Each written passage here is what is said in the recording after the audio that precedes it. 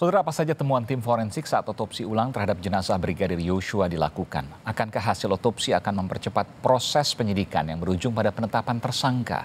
Kami akan membahasnya bersama ahli forensik Baiti Adayati dan penasihat hukum Brigadir Yosua Nelson Simanjuntak. Selamat malam Bapak Ibu, sehat selalu.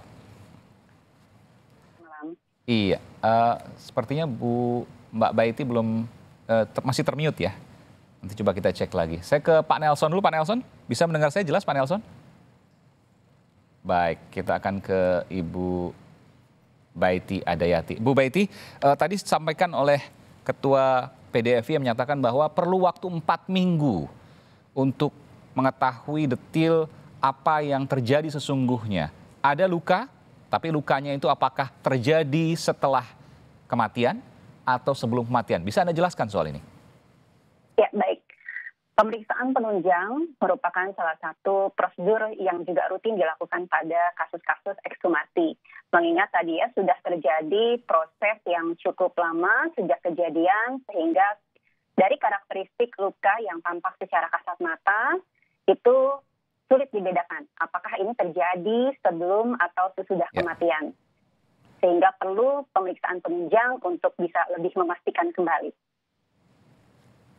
4 minggu itu apa yang kira-kira dilakukan? Artinya begini, kalau seandainya dilihat dari pembesaran misalnya mikroskopis gitu ya, atau misalnya dengan alat-alat tertentu, apakah perlu waktu sampai 4 pekan? Mungkin ini perlu penjelasan juga dari pihak forensik, apa yang kira-kira akan dilakukan? Kok sebegitu lamanya? Ya, kenapa membutuhkan waktu yang cukup lama? Karena memang butuh proses dari persiapan jaringan itu sendiri. Jadi ada tahapan-tahapan dalam pemeriksaan histopatologi forensik hingga nanti akhirnya sampel tersebut bisa dibaca di bawah mikroskop. Jadi memang relatif cukup membutuhkan waktu ya. Dari hasil nanti ketika kemudian 4 pekan nanti selesai, apa yang bisa disimpulkan? Apakah misalnya begini, iya ada luka sebelum kejadian atau misalnya lukanya setelah kejadian? Ya, tentu itu akan menjadi fokus dari hasil penilaian ya. Karena memang tujuan pemeriksaan histopatologi forensik adalah salah satunya untuk menentukan ini lukanya kapan terjadi. Sehingga ini menjadi penting untuk nanti bisa membuat suatu kesimpulan yang komprehensif. Ya, lukanya sebelum tewas atau setelah tewas. Saya mau bertanya juga, luka setelah tewas itu maksudnya seperti apa ya? Jadi luka yang terjadi atau dilakukan ya, misal suatu kekerasan dilakukan pada seseorang yang telah meninggal, tentu karakteristik lukanya akan berbeda dibandingkan yang ketika orang itu masih dalam kondisi hidup. Jadi mungkin ada luka setelah tewas itu ya mungkin entah sengaja atau tidak sengaja ya, mungkin terbaret dan lain sebagainya atau memang sengaja bisa juga, tapi setelah tewas. Kalau sebelum tewas juga bisa juga. Semuanya ini akan ketahuan, ini lukanya setelah tewas atau sebelum tewas, begitu ya? Ya, memang tujuannya untuk mencari hal tersebut. Oke, walaupun luka ini bukan penyebab kematian misalnya? Ya, tentu itu akan menjadi bahan-bahan yang disajikan di dalam dokumen visum et repertum. Karena kan pemeriksaan secara prinsip harus dilakukan secara menyeluruh dan tadi juga disampaikan bahwa ada hal-hal yang memang difokuskan berdasarkan informasi dari pihak keluarga. Oke, saya ingin masuk ke materi sedikit. Ini perdebatannya di titik ini. Apakah kemudian di wajah misalnya sempat kemudian viral ada jahitan, ada luka seperti luka sayatan yang disebutkan oleh pihak keluarga misalnya. Apakah itu bisa bagian dari proyektil peluru, luka proyektil peluru? Bagaimana Anda menjelaskan ini, Bu Baiti? Ya, tentu nanti yang akan bisa lebih menjelaskan adalah tim dokter pemeriksa ya. Jadi sekarang semua itu tentu akan menunggu proses pemeriksaan histopatologi dan juga nanti dari hasil analisis tim pemeriksa. Bukan, saya tanya pengalaman Anda misalnya, apakah pernah ada luka sayatan akibat proyektil? Kalau proyektil itu berbeda ya dengan luka sayat ya. Oke. Jadi karakteristiknya memiliki karakteristik yang berbeda. Pasti ketahuan nanti apakah itu proyektil ataukah sayatan? Ya, ada teknik-teknik yang nanti dilakukan untuk memeriksa hal tersebut. Meskipun proyektil bukan terkena secara langsung tapi pecahan. Misalnya saya nggak tahu misalnya apakah kemudian itu rekoset atau pantulan peluru atau mungkin juga kaca cermin ya yang pecah misalnya, itu ketahuan juga. Ya, nanti itu bisa dijelaskan dari hasil pemeriksaan. Oke, baik. Termasuk juga misalnya begini, ketika cermin yang pecah misalnya, apakah pecahnya itu karena sayatan dilukai atau pecah karena proyektil peluru yang mengenai? Itu kelihatan nanti.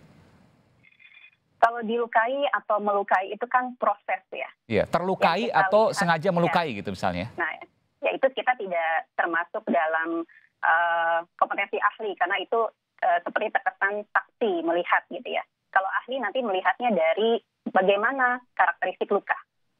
Apakah ini kekerasan tajam, kekerasan tumpul, atau luka tembak. Oke, baik. Tentu layer kedua, layer ketiga tentu akan sulit ya. Apakah kemudian lukanya karena katakanlah misalnya, iya betul cermin misalnya kaca, tapi apakah kacanya sengaja kemudian untuk dilukai atau karena pantulan dari peluru yang mengenai kaca lalu kemudian mengenai muka? Kan itu kan hal yang bisa terjadi dan itu tidak bisa didetilkan oleh forensik ya.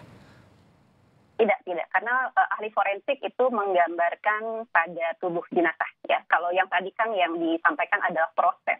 Baik. Tentu itu nanti dalam kemungkinan bisa dijabarkan nanti dalam olah TKP.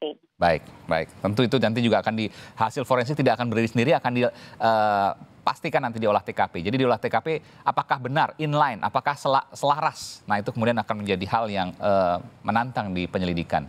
Saya ke Pak Nelson. Pak Nelson, selamat malam, sehat selalu. Ya. Dengan Aiman, Pak Nelson. Pak Nelson, hari ini harapan dari pihak keluarga untuk otopsi ulang telah dilakukan. Apa yang kemudian disampaikan kepada pihak keluarga, dari mungkin pihak kepolisian atau pihak yang lain, dari pihak gabungan, PDFI? Adakah kemudian yang disampaikan? Baik, terima kasih yang disampaikan sama pemerintah. Oke. Dalam hari ini tentunya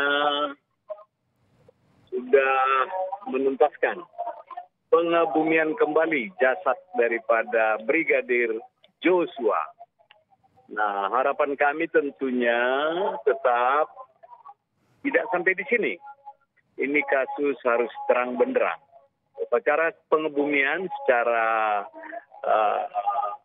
kedinasan berlangsung hikmat, lancar, dan prosedur. Oke. Adakah informasi yang kemudian disampaikan? Oleh karenanya kita tetap menunggu Pak Aiman, ya. Karena sampai tadi sore belum ada hasil konfirmasi dari tim forensik, karena ini akan dibawa ke Jakarta. Perlu waktu 4 pekan, betul ya? Ya.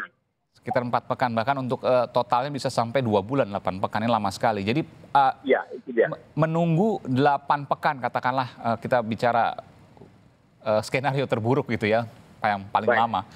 Apa yang akan dilakukan oleh pihak pengacara? Dan keluarga tentu. Ya. Apa yang akan dilakukan oleh pihak keluarga dan juga penasihat hukum? Jadi kita diberikan tadi 2 orang dokter dari keluarga maupun tenaga medis yang ikut di dalam otopsi di ruangan bedah mayat. Dari sana nanti kita akan cross check dari apa yang kuasa hukum lakukan investigasi dari awal selama ini, di mana, bagaimana, kapan, dan tentunya follow up titik terangnya untuk ini kami bisa tindak lanjuti. Baru nanti kita formulasikan kembali dengan apa yang akan diumumkan oleh pihak kepolisian. Demikian. Baik, dan ini tentu menunggu waktu 8 pekan ya, bukan waktu yang sebentar. Tentu pihak lain juga tengah lakukan penyelidikan, yakni Komnas HAM yang secara paralel juga melakukan penyelidikan karena memiliki fungsi juga untuk pro justisia ya, betul Pak Nelson ya? Ya.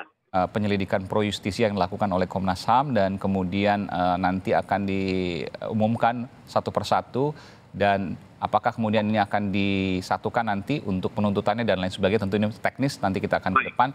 Tapi intinya bahwa tim pencari fakta dari 2 sisi, baik polisi, tim khusus maupun Komnas HAM saat tengah bekerja. Tentu kita akan menunggu, termasuk juga hasil dari forensik yang dilakukan oleh tim gabungan tadi. Terima kasih Ibu Baiti Adayati, penasihat hukum Brigadir ahli forensik maksud saya, Ibu Baiti Adayati, dan juga penasihat hukum Brigadir Yosua, Nelson Simanjuntak. Terima kasih Bapak dan Ibu, selamat malam, sehat selalu.